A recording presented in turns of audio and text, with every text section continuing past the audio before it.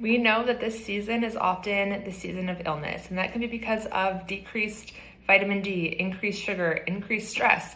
And so if our children are sick, what are some things that we can do naturally to help them stay comfortable, feel better, increase that immune response? And one of those things that's really important in this is chiropractic care. So if your child is really struggling with their immune response, or you're looking just to learn how to keep them comfortable if they do get sick during this season, you can head over to the video that we just posted and learn more about how chiropractic can help.